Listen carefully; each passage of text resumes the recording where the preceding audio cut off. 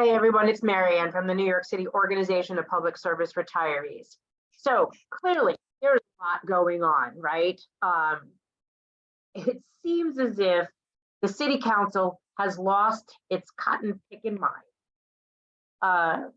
Adrienne Adams has been relatively quiet on this, our speaker, and Carmen DeLaRosa, Chair of Civil Service and Labor, Progressive Committee member, caucus member, bringing before the council a bill to change the administrative code that was legislated by the city council in 1967 to protect retirees, is definitively trying to force retirees into Medicare Advantage plans and take away everything that they've earned. We're a little shocked by this, Councilman DeLaRosa. This makes absolutely no sense.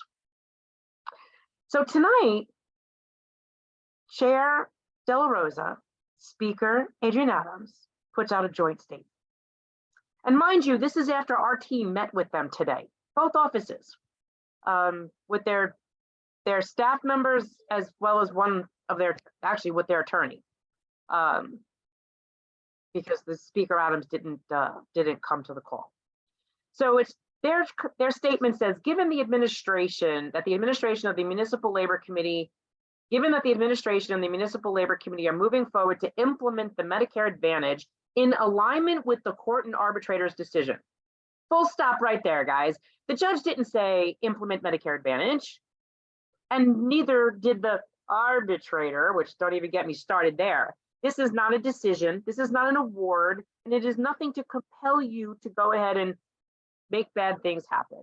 This is an opinion.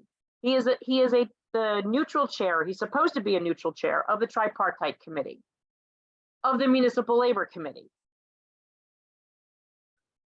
who we have photos of him socializing and being extremely friendly with the labor person who happens to be the lawyer on the tripartite committee that's supposed to represent labor, who is also the attorney for the UFT, the MLC, sanitation, Harry Nispoli's organization, and Emblem Health. How is this person supposed to be representing labor when he's clearly has some conflicts? And if not legal conflicts, at least optical conflicts. Because whose interests is he actually better representing? Because it's definitely not the retirees, I'll tell you that right now. There is no decision. There was no arbitration. So we're not understanding, if you actually read these documents where Mr. Scheinman says, this is my recommendation, he's inflicting his opinion. It's not an order. There's no deadlines for you to meet. And our team did say, came out of my mouth and our attorney's mouth today, that they do not have to do anything by any specific deadline. There are no deadlines. Call their bluff. Don't worry. This is not real, what they think it is. So this continues that the City Council is formally considering legislation to preserve retirees' choice of healthcare rather than have them automatically enrolled in Medicare Advantage as the sole plan on January 29th. What a laugh that is. So January 29th, how the hell, so this is the 3rd. They're gonna bring this bill before on the 4th. Can you tell me how you're going to auto enroll everybody by the 29th? There, first of all, is no plan. And even if there was a plan, there's a lot of things that has to happen before you could force everyone into a Medicare Advantage plan. And let me ask you this question again. If a Medicare Advantage plan was so wonderful, why would you have to force people into it and eliminate all choice around it to compel people into it? If it was so great, people would willingly go into it, not be forced, and not requiring you to eliminate all plans to eliminate competition. That should speak volumes right there. You see, they don't want you to know, when they wrote the 2020 RFP, request for proposal, they stripped all choice then. When Aetna sued the city in 2021 over the negotiated acquisition process, one of their complaints was that they offered 3 choices: the Medicare Advantage plan, the Medicare Advantage plan and senior care at no cost, and the Medicare Advantage plan and senior care with a premium. The Alliance chose the only plan that'd be on the table would be the Medicare Advantage plan and senior care with an option, eliminating all the other choices that retirees have. And that can only be assumed, and properly probably by Aetna in their lawsuit, was that they had to eliminate competition because it was an inferior plan. And in one of Aetna's other documents in their lawsuit, they said, see, you should have picked us because we wouldn't have done that. We would have allowed you to choose all these other plans because they were confident in their plan. But the city eliminated all other choices. And Aetna said that was a bad thing to do. And I'm not defending Aetna, trust me, because I do believe that if your plan is good, people would want it, and you shouldn't have to force them into it. But we know that that isn't the issue. It's not about healthcare. It's about money. Because the more people that are in it, or having to pay up to keep the plan that you currently had for 55 years, then the city's not paying for you. And that was the key. Because all of this is in the legal documents. You just have to look. They wanted to make sure you paid if you didn't go into their crappy Medicare Advantage plan with the prior authorizations and the networks and all that other garbage. You paid. And on that other plan that they didn't want you to know, they weren't telling you, but it's actually in the RFP.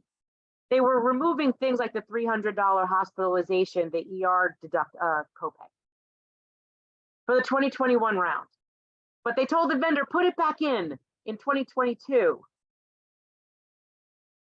But take it out in 21 just to expedite people getting into it.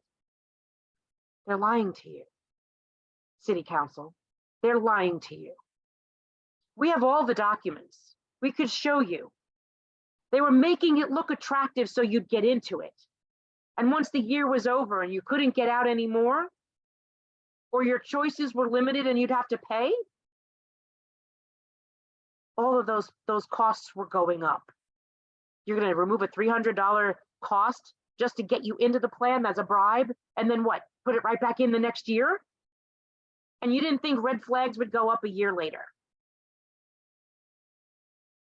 You guys are being fooled. So then this continues. We're deeply concerned with the challenges in our healthcare program for municipal retirees and employees. Well, you should be. And you should be asking the MLC and the City of New York, why is it that the stabilization fund is having financial trouble? Because it's been misused. And it's not just last year or the year before or in 2014 when they allowed the teachers union in their contract to contract out $1 billion from the Health Stabilization Fund to pay for raises. Why aren't you, City Council, Progressive Caucus, asking these questions? But then you're trying to sell off retirees' healthcare to finance a fund that's been misused by the MLC and the City of New York. Explain that. Ask the right questions. Stop putting good money after bad.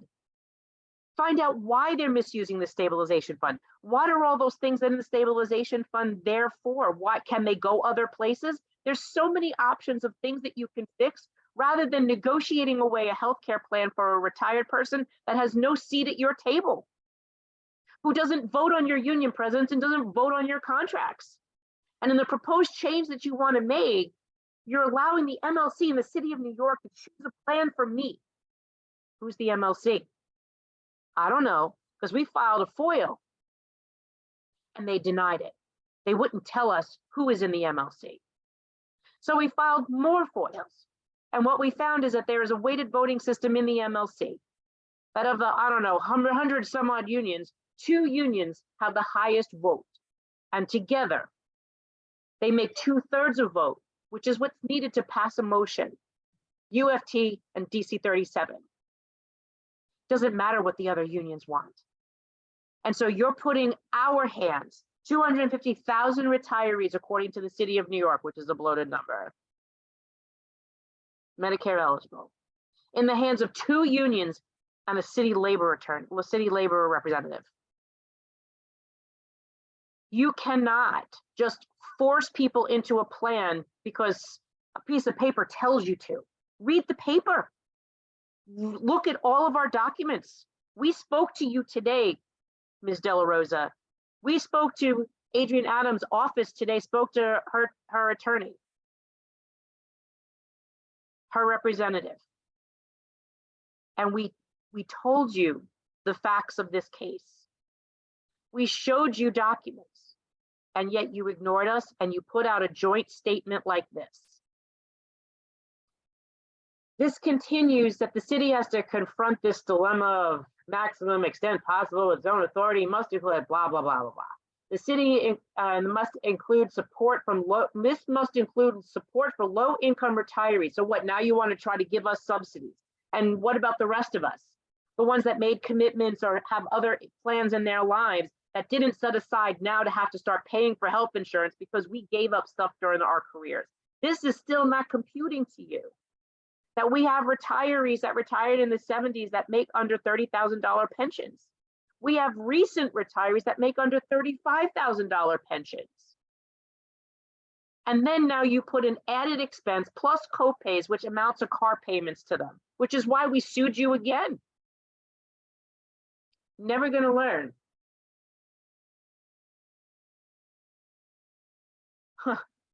This must include low reining in runaway costs of the care that created this crisis. No, ma'am, it wasn't runaway costs. It's misusing the fund, the stabilization fund, 2003, 2006, 2009, 2011, 2014. When are you going to see the pattern? There is a whole bunch of articles in the New York Times and the Daily News by Juan Gonzalez and Stephen Greenhouse about the misuse of the stabilization fund. And now you want to sell off retirees, loyal, serving retirees, the city of New York, to finance a fund that's been misused many times. You should be asking the unions to find a way, and the city to find a way to fix the financing of the stabilization fund. You want to protect this guaranteeing insurance program for the benefits of our dedicated public servants. I shouldn't have to be in retirement begging you to keep our health care. The council will consider proposed legislation to preserve health care coverage choice for retirees. How is it a choice if we can already tell you from the litigation that the MLC and City of New York are trying to only cover up to $7.50 for us, according to the 2021 case? And that any other plan on the table, which we already know by looking at the rate sheets, is about $200 and up. You will only pay $7.50, and then the rest of us all have to pay up to the $200 or more. You have just transferred premium to every single low fixed income retiree forevermore. Blows my mind, you just don't even see this. And you just keep asking us for a fix. We have plenty of suggestions. We've offered many of them to you. But you're not listening because you're focused on this because the unions keep telling you to do this.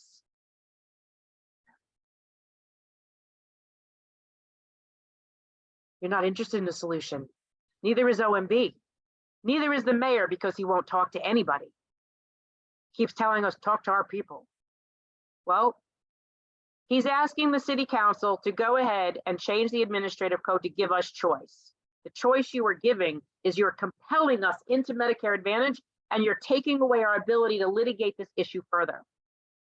Our charge to you is leave the administrative code, because if he was going to eliminate every plan, he would have done it already. And if he does, I have a path straight back to Supreme Court to protect all the 250,000 retirees. We won the first 2 times, we'll win the third. City Council is being asked to do this to retirees so the mayor doesn't have to. Clearly, you've seen our political action at work.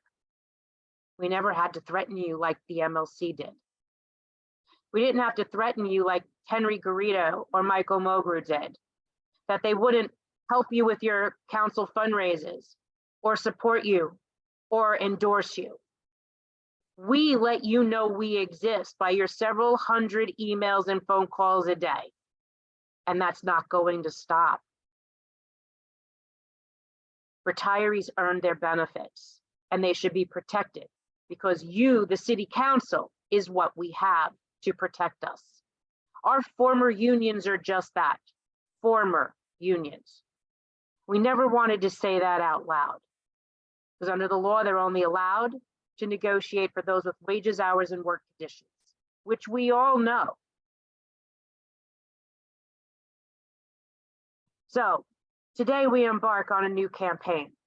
We will be calling every progressive city council person who on their caucus is supposed to be working for this community, the most vulnerable population, those who are over 65 on Medicare, and those who are disabled, public servants. And we will call you and email you every day to remind you that we are here. To all of our members listening to this video, we will call the Progressive Council, the caucus. Look in the description of this video for the full list of all Progressive Caucus members. Call them and email them every single day. You have nothing to do? Call them twice a day. Make sure they hear you. The list again will be in the description of this video. On the 9th of January, we are calling everyone to come out to City Council and stand with us to be heard at that hearing that Carmen DeLaRosa is calling to have a hearing on this proposed legislation. Make sure Ms. DeLaRosa hears you too.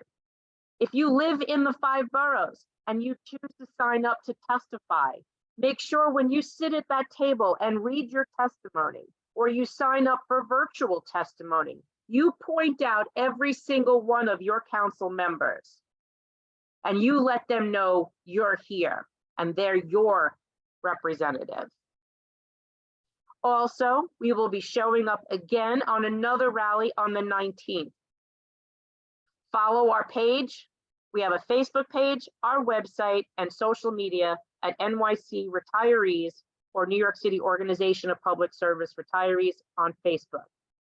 The Progressive Council needs to remember that they were here to protect this population: vulnerable, elderly, infirm, and the disabled.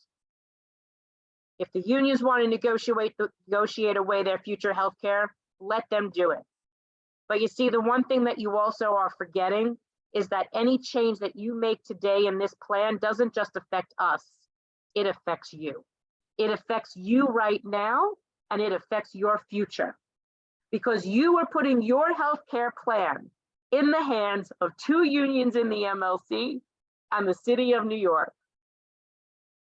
So if you're in City Council, they could say everyone who makes over X amount of dollars, then the new plan for you is this. You don't like that plan, you pay up, just like what they're doing to us. And there's a lot of back doors to this deal that no one's telling you about. Maybe someone should ask Michael Mulgrew about the moratorium clause. Because if he does not diminish the benefit of an employee the same way he's diminishing a benefit for a retiree, a retired teacher is going to sue. And we know that. You see, we withdrew our moratorium clause argument when the Alliance withdrew from the contract. There was no plan. We didn't have a claim. But you put that plan back, and we have another argument. What that would require is if Michael Mulgrew is going to allow, as part of the MLC agreement, that all plans are eliminated and all retirees are forced into Medicare Advantage, he better be doing the same thing to an employee, or he will have more litigation on his hands, and so will you. Henry Garrido also has a similar backdoor.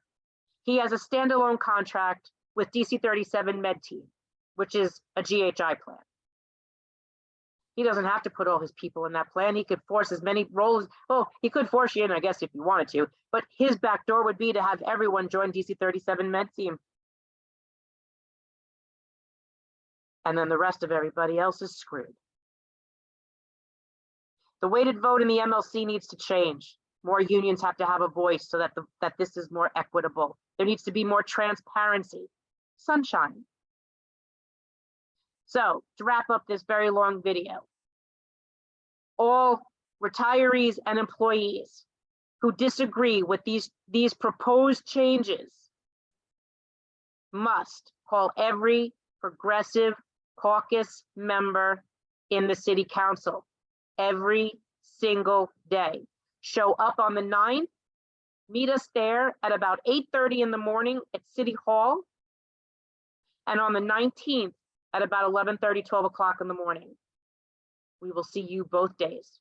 Bring signs, no sticks or poles, bring a snack, be comfortable because you are going to be there for hours. We got this. We'll see you there. If the MLC and the city council want to wage war on retirees, they're going to see the retirees. We will see you on the 9th. Come out, everybody. It's about time they remembered who we are and what we did, and that we earned and paid for our benefits. They're not for sale, and neither are we.